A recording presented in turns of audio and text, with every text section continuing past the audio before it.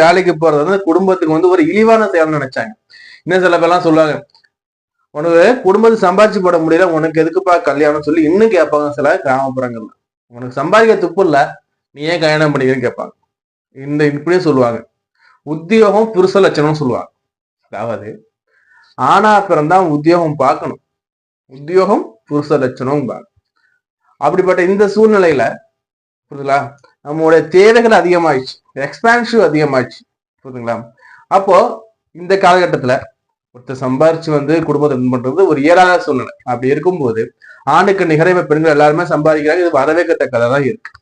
அப்படி இருக்குன்ற இந்த காலகட்டத்துல இது வந்து எனக்கு ஜாதக ரீதியில எப்படி சார் எங்க துணையை அமையும் எடுத்து பார்க்கும்போது நம்ம வந்து இந்த 7ஆம் இடத்துக்கு 10ஆம் இடம் அது எப்படி இருக்கு நம்ம பார்த்தோம்னா நம்ம ஈஸியா புலப்பட்டு போயிடுங்க. இதுலயே சொல்லுவாங்க, சார் எனக்கு வந்து இந்த பர்மனண்டா வேலை செய்யற எனக்கு மனைவி கிடைப்பாங்களா சார்னா